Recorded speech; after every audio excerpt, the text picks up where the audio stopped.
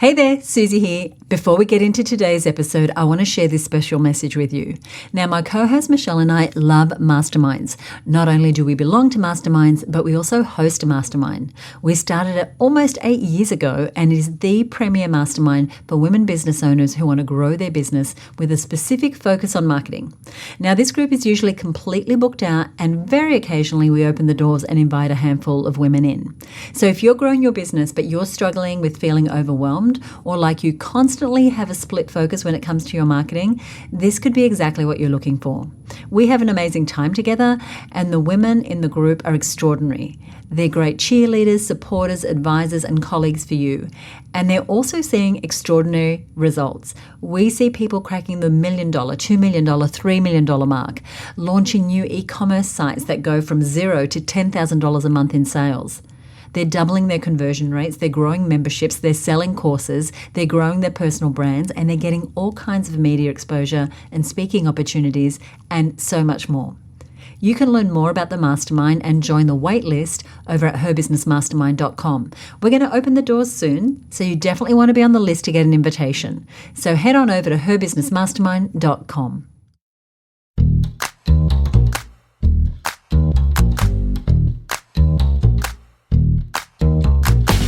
Hi, you're listening to the Content Sells Podcast, a show all about how to create content that attracts, converts, and keeps your ideal clients. Welcome to episode 223. I'm Suzi Dafnis, and here with me is my co-host, Michelle Falzon. Hey, Michelle, how are you? Hey, Suzi, I'm doing really well. And as we record this, you and I are just back from the gorgeous paradise of Hawaii, having had the pleasure of doing the Reach Retreat there in the beautiful sunny Waikiki. Yes, we are. I can still picture myself there in that wonderland.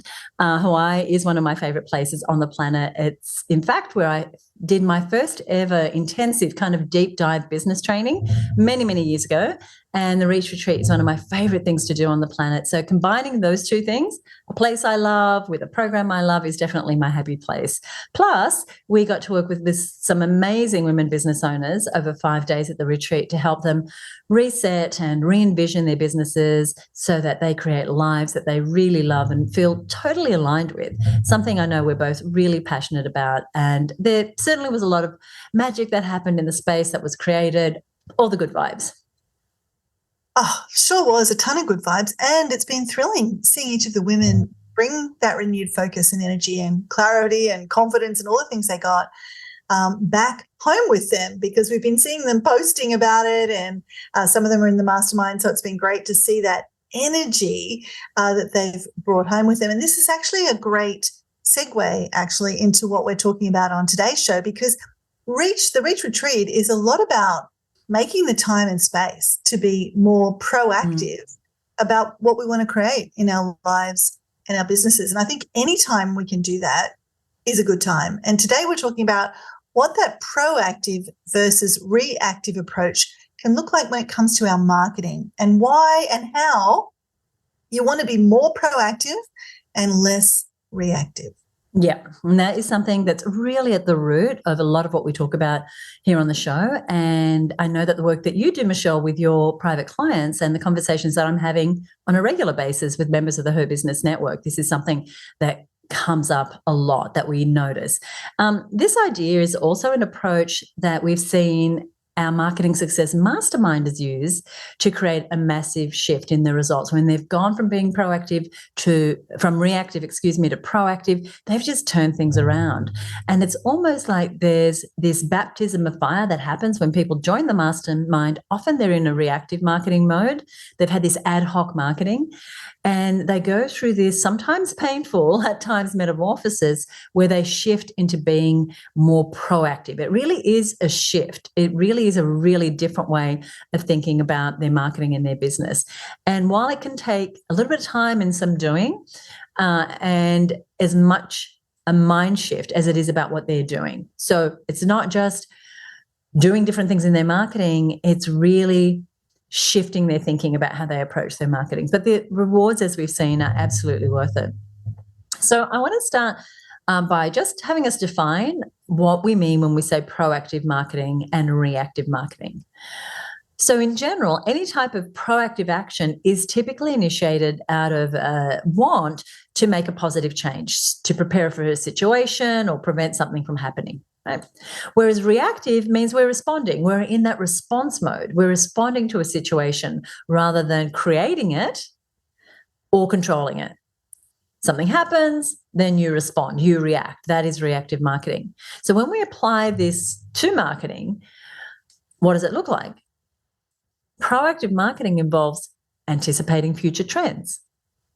It means understanding your customer needs and market changes and strategically planning your marketing in advance to address these factors. And it's also about creating goals that you want to achieve and then reverse engineering from there what the marketing plan is that you need to get to those goals, right? So proactive marketing, you're very much creating your marketing very deliberately. You're considering your customers, you're considering the market, you're considering future trends, and you're actually designing the marketing with the end in mind, what goals you want to achieve. Whereas reactive marketing is just the opposite.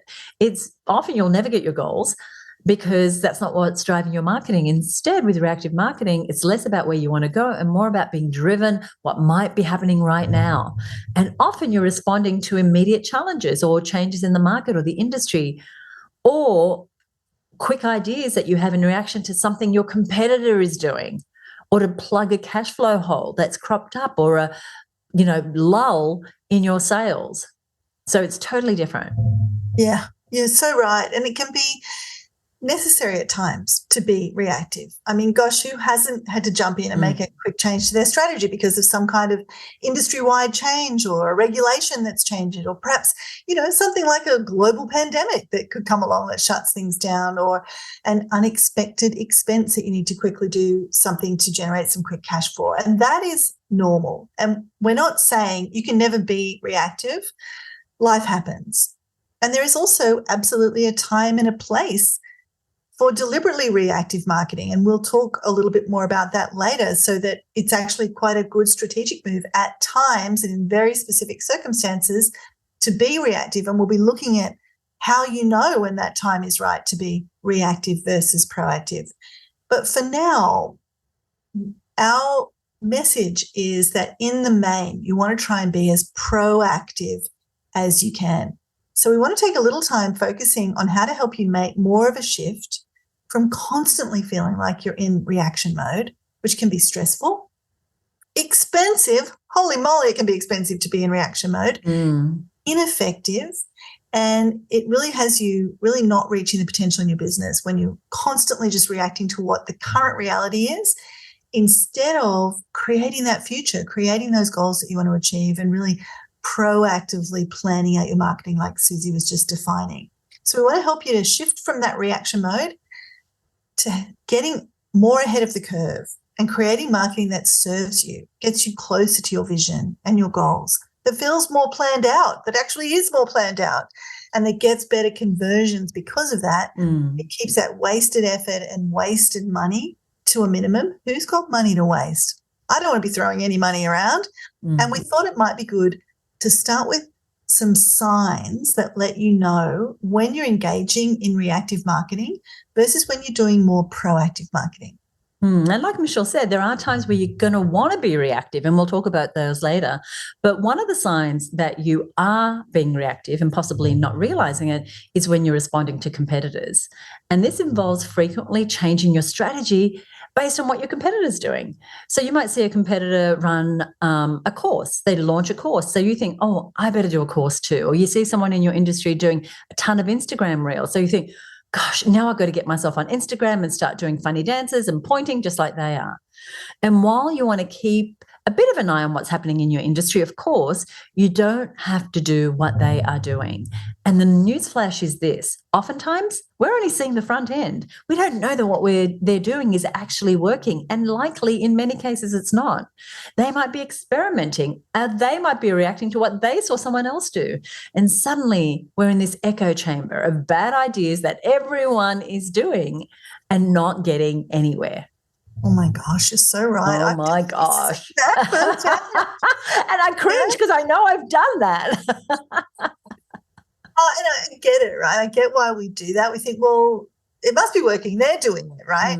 But that's mm. just an assumption. I've definitely seen this firsthand. I've had the privilege of working with lots of different businesses. I get to see kind of behind the curtain what's working and what's not working. And it amazes me how often I will see a client of mine experiment with something. And because they often tend to be industry leaders, you can bet within a few days, weeks, or months, there is this raft of copycat versions of that campaign out there in the world. Like I've seen the campaign get originated behind the scenes, get launched, and then you see these copycats all out there kind of following. They're just looking to their competitors, or they're looking to a few competitors that they think are kind of leading the pack. But here's the thing. Those copycats don't know which of my clients' experiments worked and which ones were duds. And, of course, even the industry leaders do things that don't work. Right. I still see people doing a particular strategy one of my clients did years ago that they abandoned a long, long, long time ago because it wasn't working. And I still see it cropping up. It's an email marketing strategy. And I still see it. So that's definitely a big thing that can have you stuck in reactive marketing mode, responding to competitors. And don't even get me started, Suzi, on that reactionary pricing where a competitor prices something one way and then you try to undercut them, you know? And you think, oh, that's as much as we can charge in this market, right? This referential reactionary marketing, we're almost like hooking ourselves to the fortunes of our competitors. Yeah, I love that. And, as I said, some of us have been guilty of this. And if you're listening, you think, oh my gosh, I do that. That's okay. We have help. So one of the things that Michelle and I recommend is that you stay in your own lane. You run your own race. You proactively seek out people who are already succeeding in ways that you want to. In fact, many of the best marketing ideas and surges forward I have ever had have not come from reacting to what my competitors were doing, but rather from having a specific goal or vision for what I wanted and then looking beyond my field to see who was already doing this successfully. And then I would model that. And so I had an events business for 13 years, which I sold now a number of years ago. But when we first started out, we knew that we were going to be an events business and we were going to represent different speakers and authors and do live events, right? Motivational and other educational events. And initially, we looked very much like our competitors. And then it was a little while in when we're trying to get traction and find our feet that I harked back to when I worked in the music industry in my 20s. And I looked at what record companies were doing to bring to the market new artists and then support those artists. And what they did was they had a few major stars that they put a lot of effort into to build their profile. And not only that, but they would kind of lock them into a contract and represent them exclusively. Now, I took that idea and a number of other ideas from that industry that I saw working and brought them along to our events business. Now, at the time, there was no one else in our industry doing that. And so not only were we representing these speakers who were mostly American in our marketplace, but we were also getting agreement from them that we would publish their books and distribute their, at the time, tapes and videos and workbooks and all these things. And so we created this boutique events business, which was very different. But the idea came from a totally different industry. When we got into webinars and blogs, which was very early on, as far as the market goes, it was because a friend of mine who was an academic and was teaching at the University of Technology at the time, we were having coffee and she was telling me about this big movement in the education area where universities were using online trainings and blogs and wikis and other online platforms to disseminate information to students and to have online collaboration. And I was able to map that across to, wow, what if we could do what they're doing at universities, but do it for the business audience? And so we were very early on in using wikis and blogs and webinars. And even with podcasting, where you are listening right now, we were very early on in podcasting. And so early on that it saw me be the second female podcaster in Australia. I can't remember, Michelle, who the first was. But starting a podcast didn't come from looking at my Australian competitors who weren't doing it, didn't probably have it even in their radar. It came from me attending conferences in the US where people in other industries and other niches and thought leaders had started to delve into this area of audio-based education. And I still am true to that today. I'm always looking at, if I want to grow, where is an example that is not my competitors that I can model, as we said earlier. It's such an inspiration. Like you really have walked that talk, Suzi, and it's been inspirational for me. And I've learned so many things about like webinars and podcasting from you as a result of that pioneering work that you've done. And here's the DNA of it, right? Whether you're doing podcasting or webinars or whatever it is that you do as you're listening, the DNA of what Suzi's saying is this idea of running her own race, of having a goal. Like, what does she want to create? What does she want? And then looking for the support and the resources and the tools that do that versus, oh my gosh, my competitor is doing this, I better do that too. There's nothing generative about that. There's nothing that's actually going to guarantee that you get your goal. It's going to guarantee you copy your competitor, and that may or may not be working. So I love what you said so much. And we actually have an entire episode on this idea of running your own race and staying in your lane. It is episode 191, Staying in Your Lane, How to Avoid Distractions and Accelerate Your Marketing Results. And you might want to check that out as well. We'll tell you at the end of the show how you can get access to all the things we're going to mention on today's show. We've got some good resources for you.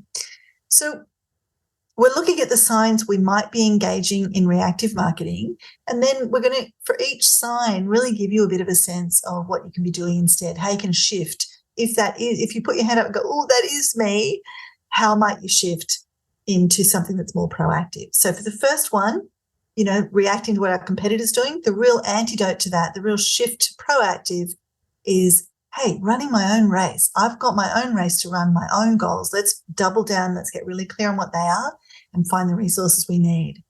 Now, another sign you might be engaging in reactive marketing is where customer complaints or customer feedback really drives changes. So we're making changes in our products or our services primarily in response to customer complaints or feedback. Now, before I go any further with this is one I don't want to be misquoted on.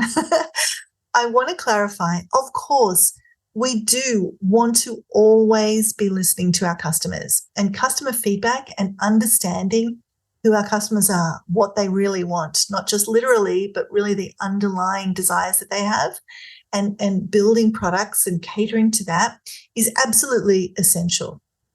But here's the thing.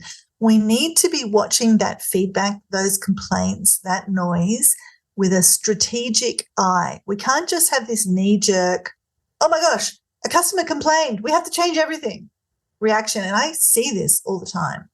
So not all customer feedback is created equal. I'm just going to say that one more time. Not all customer feedback is created equal. Just because one person wrote a nasty comment on your Facebook ad doesn't mean you should stop the ad or change the promotion. In fact, what we teach our masterminders, our clients, our students to do is, hey, this is a perfect opportunity to write a detailed response, thanking that person for their comment and then going into detail around how your message or your product or your offer or whatever you're putting forward actually works. This can often be hugely beneficial for all those reading the exchange. You can overcome all kinds of objections. You can bust all kinds of myths by allowing those kinds of responses and actually giving a really respectful, detailed reply. You don't know if that person's even your ideal client.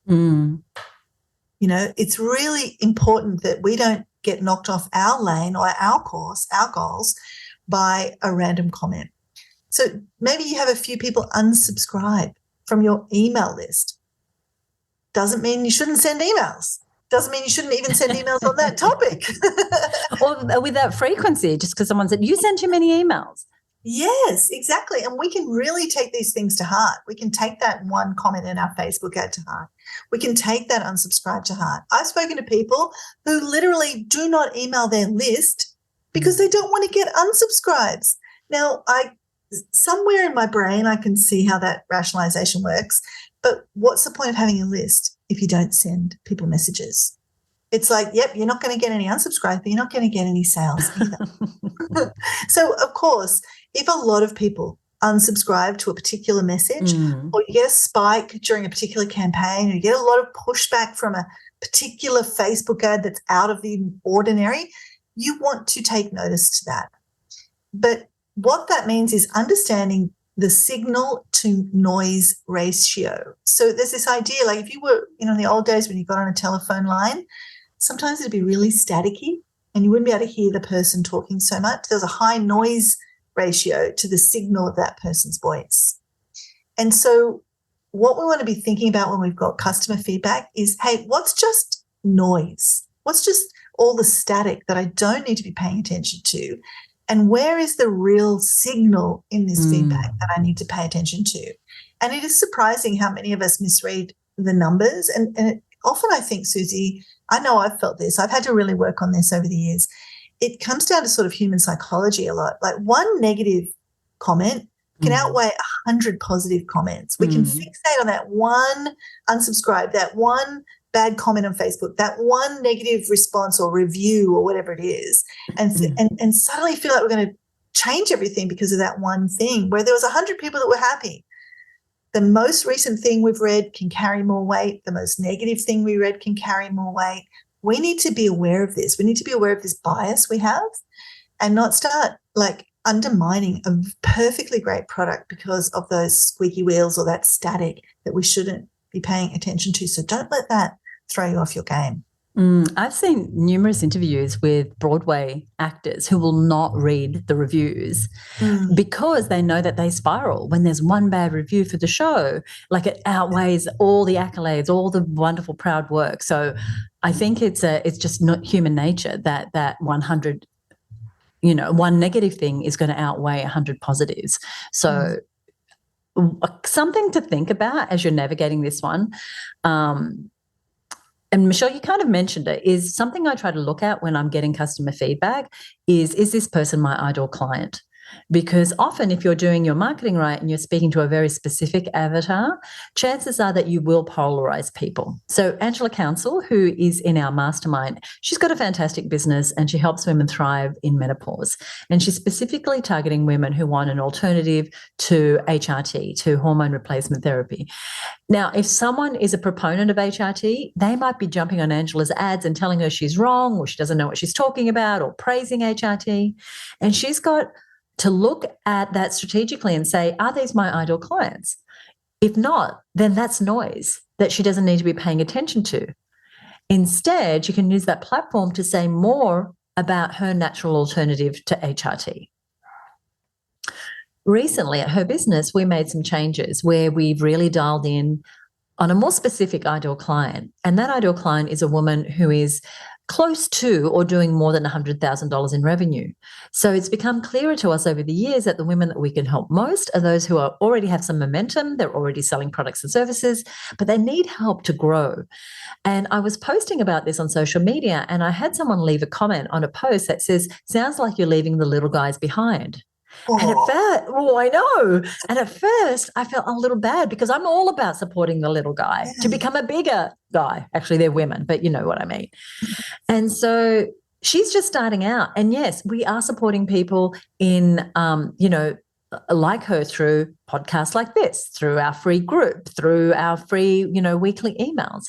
But who we want to support and who we are best suited to support is those people who have the business that's already on its way, not the people who have an idea or very early stages.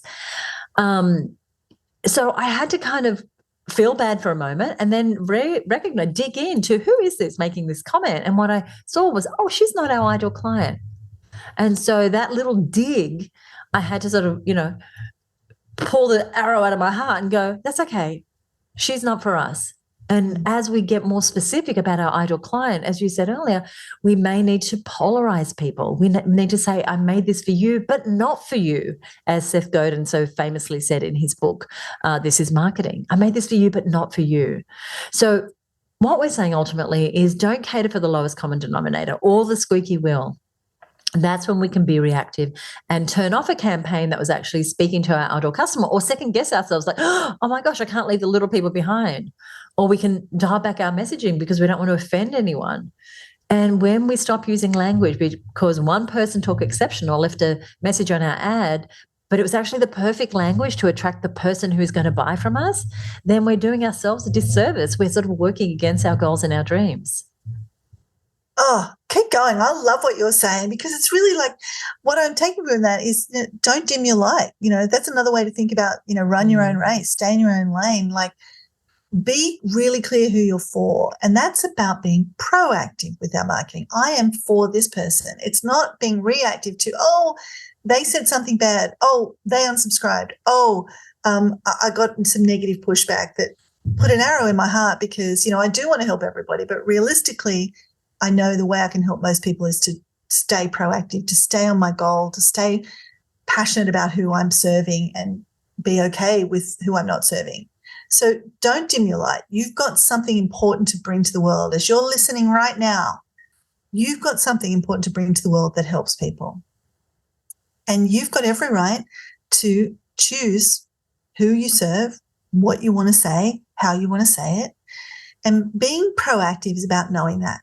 Like Angela Council does, that great example you just shared, Suzi. Did she take a little bit to get to the point where she had this message about being for women with menopause, but who want to do it without HRT? Yes, she did. She just used to go out and say, I help women thrive in menopause. Really, though, proactively, what her real message was I help women thrive in menopause without HRT. And so she was reacting to the pushback she might anticipate getting from the market, and she wasn't leaning into that last really important part of her core message. Did she feel a little nervous about coming out and saying that? Yes, she did. And sometimes being proactive is going to make you feel nervous. It's going to possibly have you go into uncharted territory. And, for Angela, because she's in the mastermind, we got to see inside that process. She shared with us that journey, and we saw the campaigns before she was going out and saying without HRT. She wasn't mentioning that. And she was attracting a lot of women who came into her world, into her universe, wanting HRT solutions, which Angela doesn't provide. So when she made the shift and said, I help women thrive in menopause without HRT, she actually got slightly fewer women, but then her conversion rates went up. Her growth went up because all the women she was attracting were for her. That's what proactive marketing looks like. I have a client who has a doctorate in a very specific topic, and she had a message as a result of that deep work that she had done. She had a message that was very much against the grain when it came to the way the entire coaching industry works. But she knew she needed to take a proactive approach. She had a message the world needed to hear. Now, she could have just reacted to the current status quo, kept things safe, not upset the apple cart, but she decided she'd come to proactively shake it up. She wanted to act on the world to bring about her goals and dreams and what she felt she had to bring, and shake it up she has. And in the process, and this is the positive side of this, she's generated a multi-million-dollar business that's doing really great work, helping women in particular to become more empowered and more empowering coaches as a result. I love that. And I think I know who you're talking about. And she's just such a master at what she does. Yeah. So we've talked about not responding to customer complaints, or not being reactive to customer complaints. And the next sign that you might be engaging in reactive marketing that we want to cover is last-minute campaigns. And this is when we ring a bell for all of us. Oh my gosh. PJ, my partner PJ, always has a little bit of a panic when Michelle and I set an unscheduled meeting because we've got an idea. Because this is where a lot of our last-minute campaigns have come out of. But here's what a last-minute campaign is. This is rushing to create a marketing campaign at the last minute, right? Just like the name says. And it's a doozy, and one we've all done numerous times. So we're not saying you're never going to do stuff at the last minute. In fact, sometimes it's the right thing to do. But reactive marketing is about that being your default way of marketing. Oh, quick, it's May. Oh, I better do a Mother's Day promotion and get it out tomorrow. Oh, winter's coming. I better do a promotion because my product or service is winter related, and you're leaving it right to the last minute. Or, it's time for our course launch. We haven't planned anything for marketing. Let's quickly throw something together, or let's quickly grab what we did last year and just give it a bit of a facelift, just bring it up to date.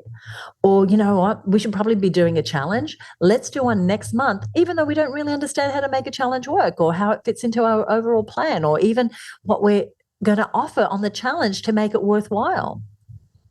And these sort of knee-jerk reactions are the reasons that these campaigns happen. It's very reactive. And both Michelle and I have definitely had our fair share, as I said, of last-minute campaigns, even in the past year. But here's the difference. At the start of each year, we plan out our year and we add in our marketing activities. And these are activities that are going to help us meet our goals for that year. So we're very clear on what the outcomes are that we want for the year. And planning out the entire year, in fact, as this episode goes to air, we will have just completed a bonus planning day with our masterminders and our members. And this is something we do every year to get them planned, for their marketing and other areas of their business for the following year. But with the mastermind, they set out their marketing plan for the next year. Because a real trap for small business owners is understanding the lead time you need for your marketing. I was just having this conversation with someone yesterday. So if you're planning to launch your course in May, when do you start thinking about the course? You probably want to start thinking about it, your marketing for that May course at the start of the year. What's it going to look like? What are your key messages? What's your offer? What marketing channels will you use? How will you start building that runway even before you announce the course?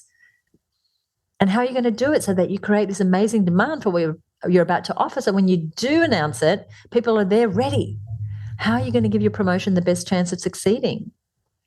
Even knowing things like how many people do you need to see at the start of your campaign to get the actual number of people buying from you? So like how many people need to be in the audience, if you like, to actually have the right number of people buy from you? You can't get there from reactivity. You can really only get there by giving yourself that time to not be doing things last minute. And last minute doesn't mean the week before. If you're doing a May course and you're starting to think about it in April, in our opinion, in our experience, that is last minute.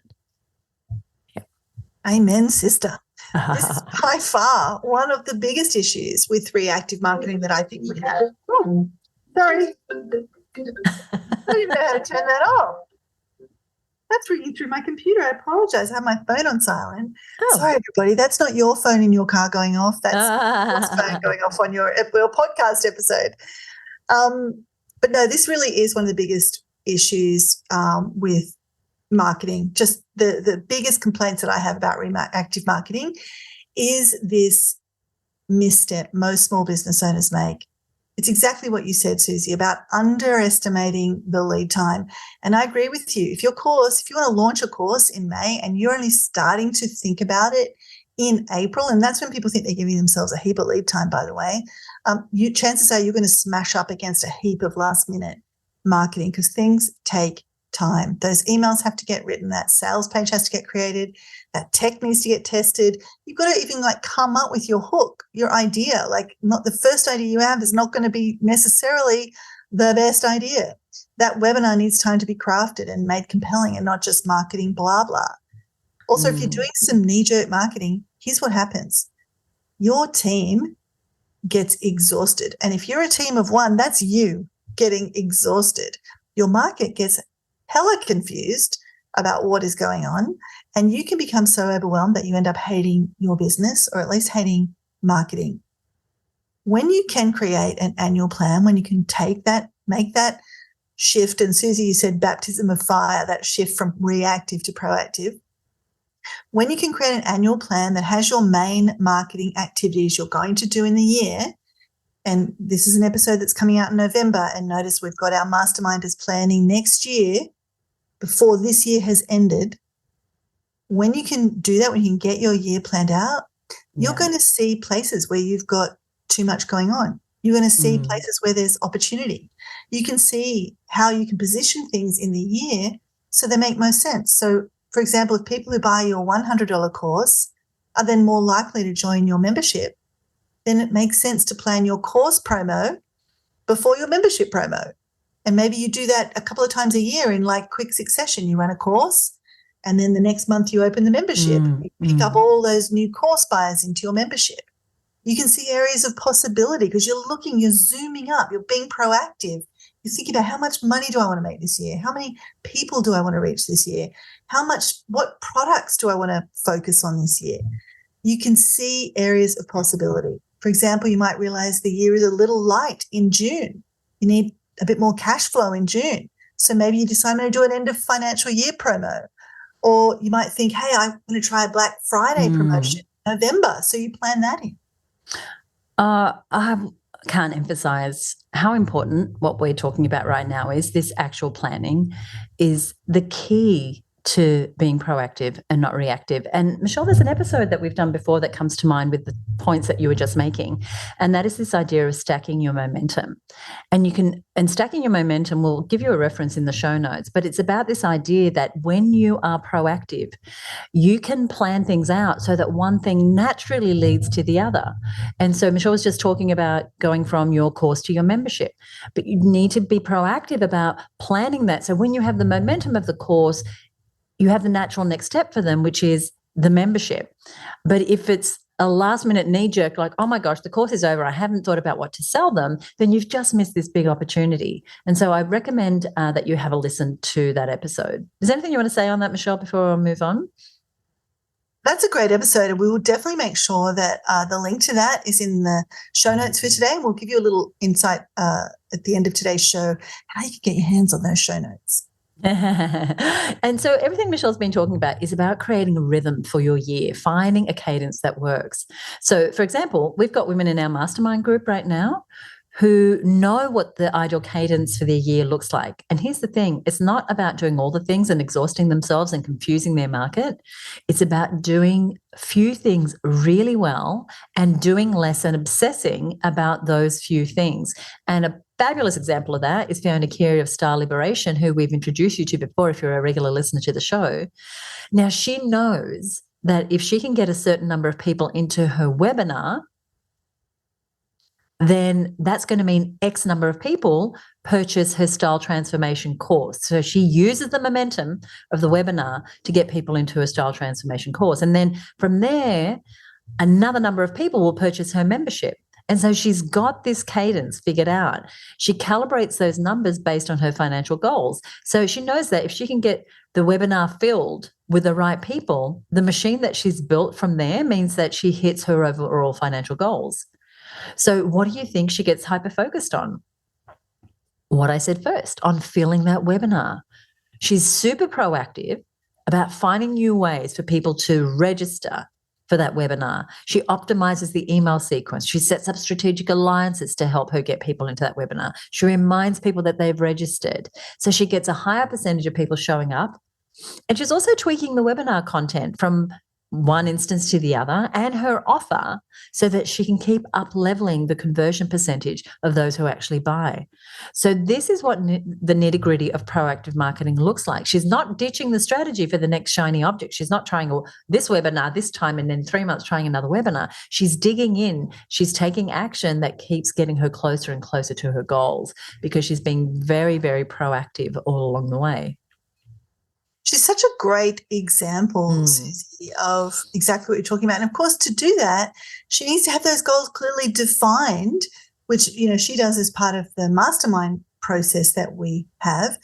She's not only defining those goals on an annual basis, though, but every quarter she's doing a deep dive review and reset. And as you're listening to this, if you're thinking, yeah, I'm not really clear on what my goals are, I just give it my best shot and hope for the best, you're not alone in that.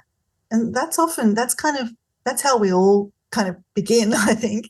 But it does put you at risk of this ad hoc reactive marketing that, you know, as we've been saying, is more expensive, less effective. There's nothing like a crystal clear goal.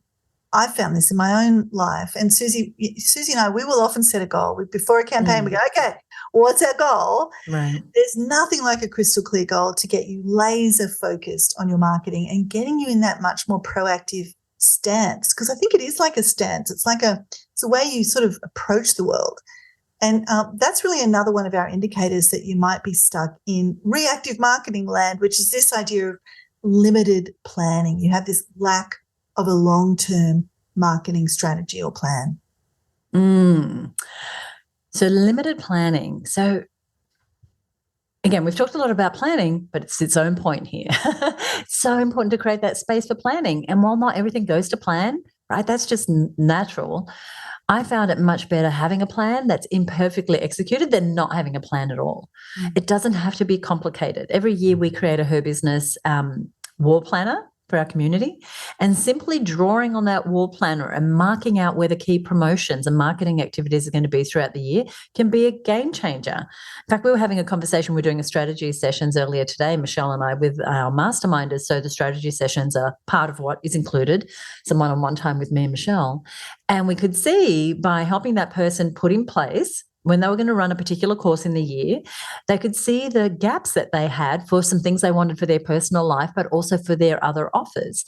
And so simply mapping it out, it was a total game changer. It was like such an aha moment. And so we're not talking about having 100-page marketing plans that go in a drawer.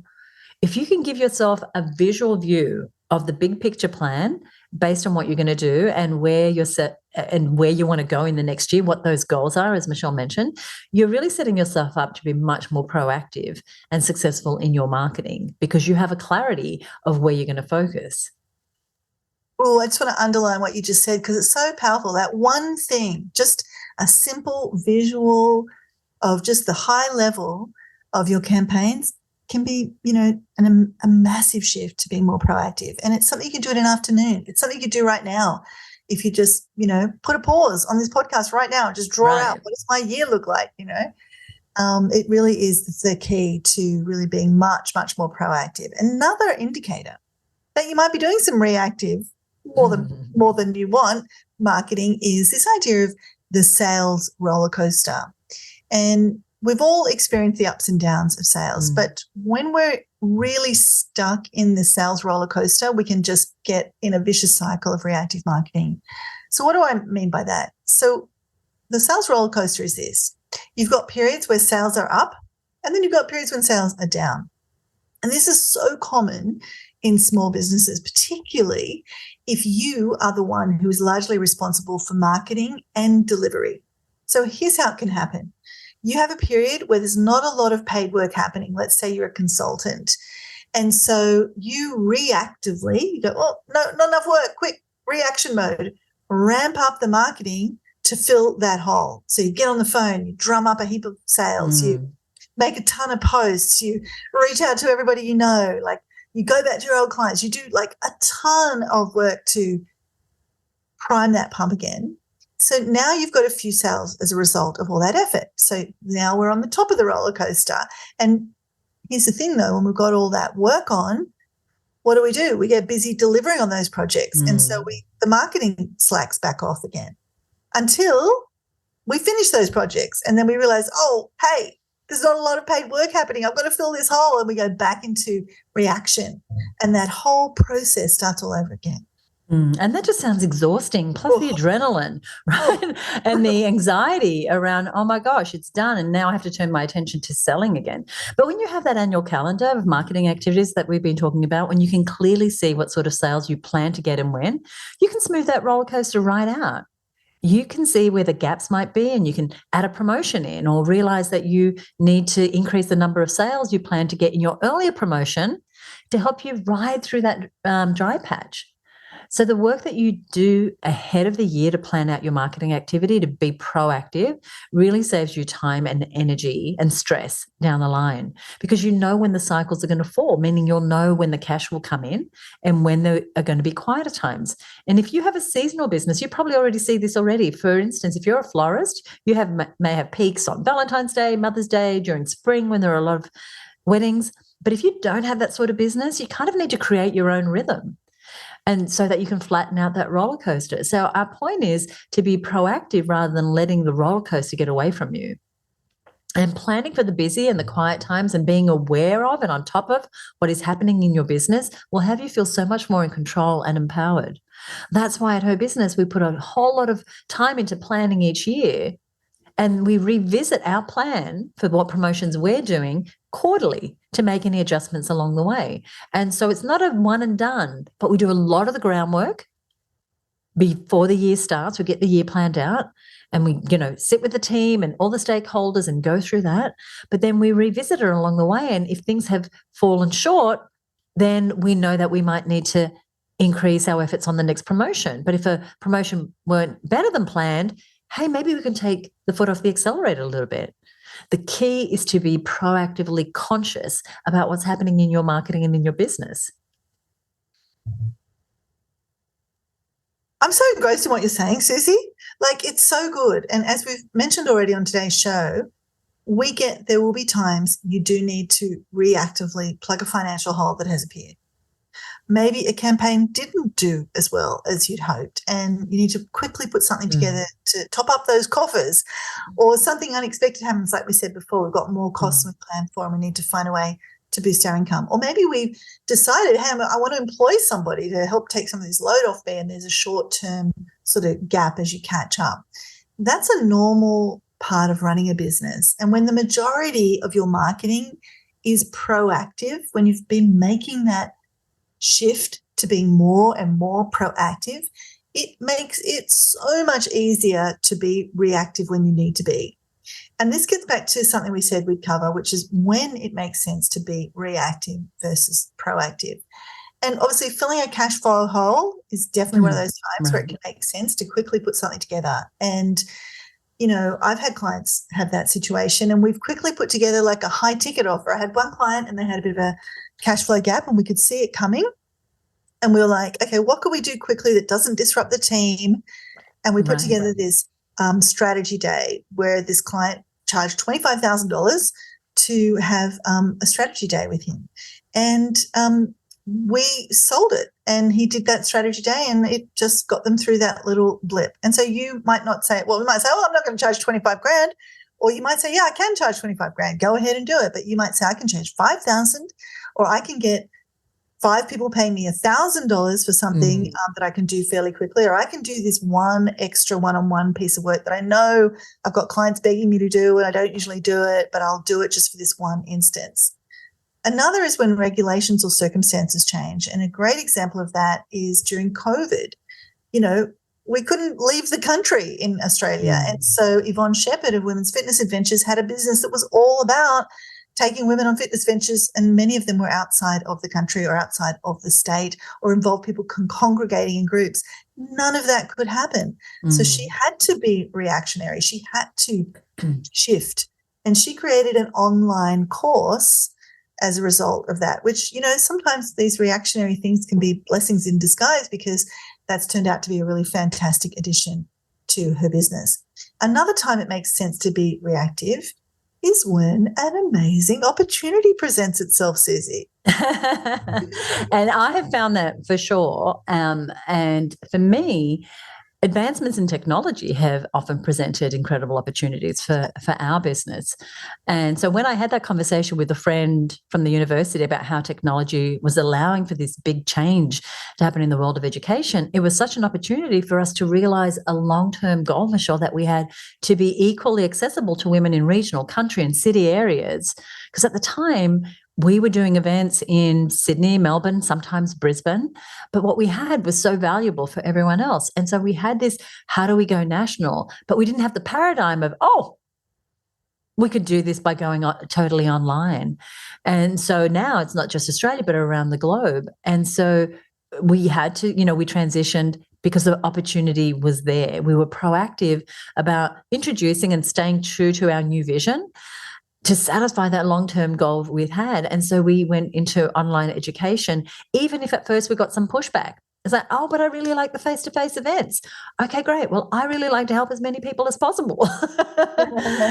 And we've tried other things over the years, like summits and challenges and quizzes. And the inspiration for those has come from seeing friends and peers in the US, many of them who are part of the mastermind that I belong to, trying these strategies and then getting very early to market to do the same thing here in Australia. So they didn't have a summit on my radar, but I saw it and I saw that what it created, and I thought this is an opportunity for us to get in quick and do something that's totally different.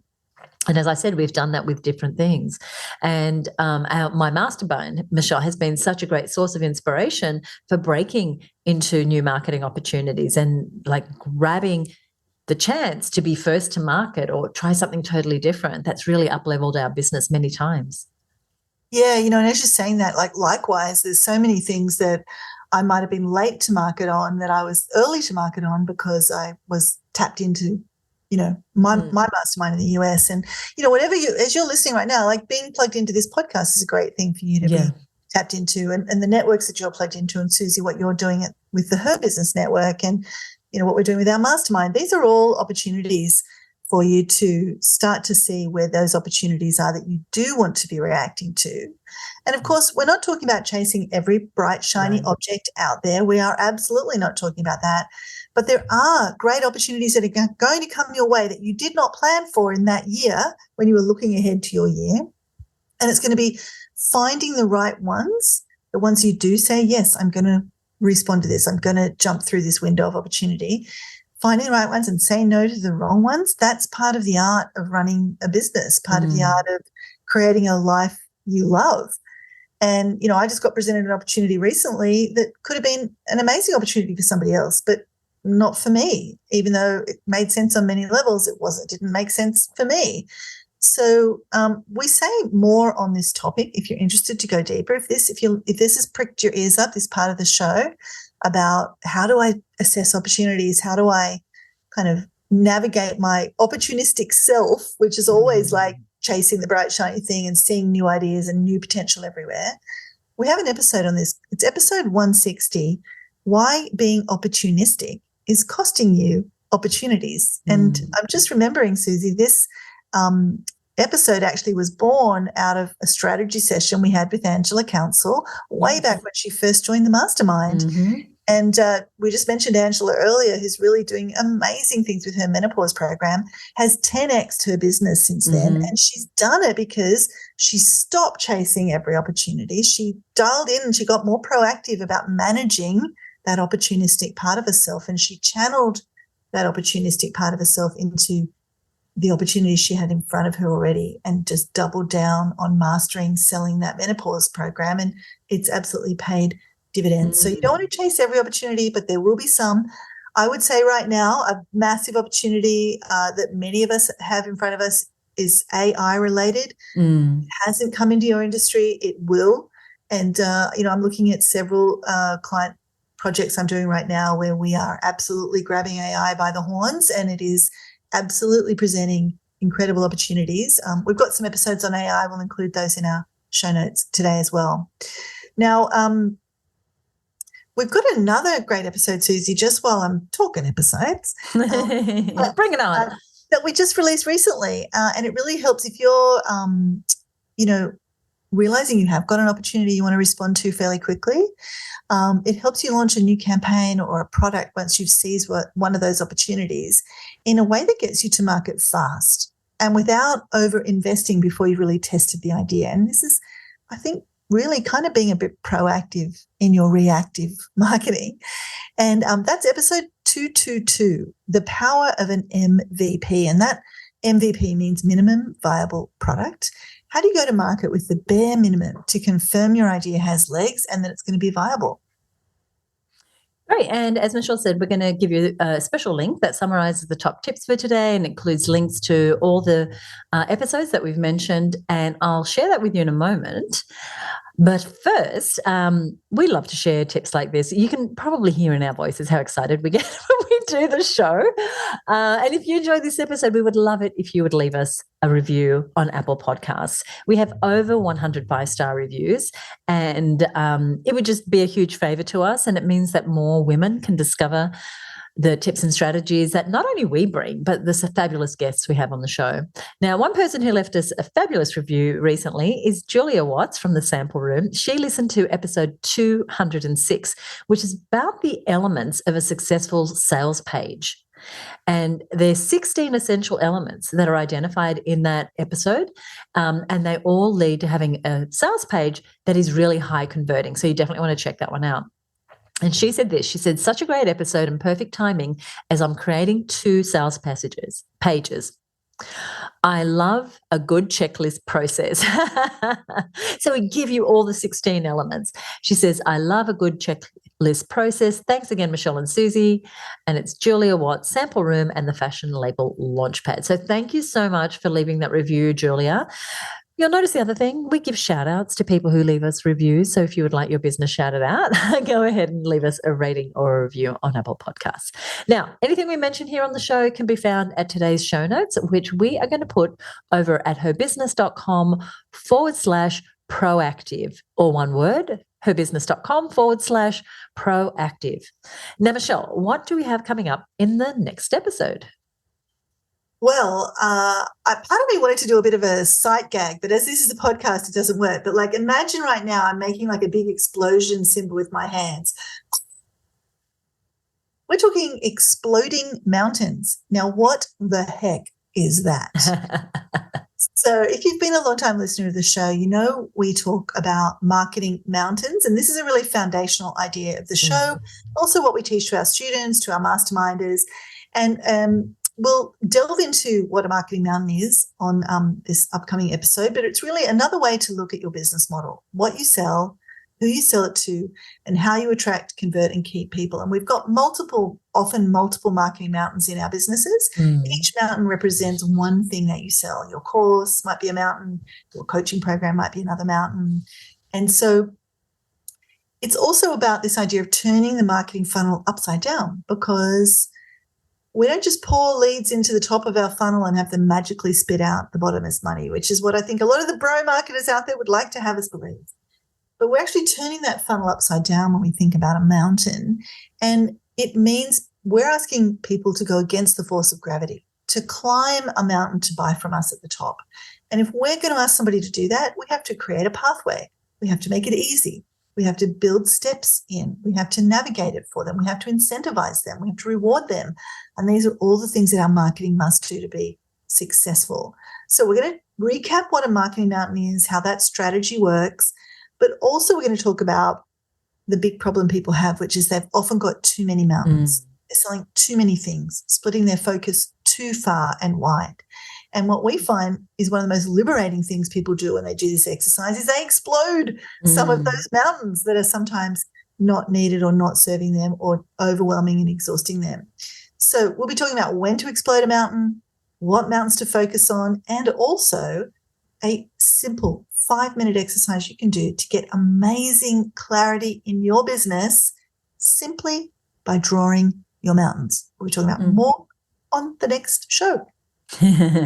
And if this is a new concept to you, just know that anytime Michelle has introduced this concept in whether it's our month-long program or in our mastermind or anywhere really where she has the opportunity, the lights just go on and it just frees you up to think about your marketing in a really, really powerful way. So tune in for episode 224. If you don't already subscribe to the show, hit the subscribe button because you definitely want to be a part of that. And that show will be out 2 weeks from now. Michelle, anything you want to say before we go today? As always, I've loved doing this with you, Suzi, and Thank you. Looking forward to the next show. Thank you. Thank you so much for listening. We love doing this show for you. We'll see you next time right here on the Content Sells podcast. Bye for now.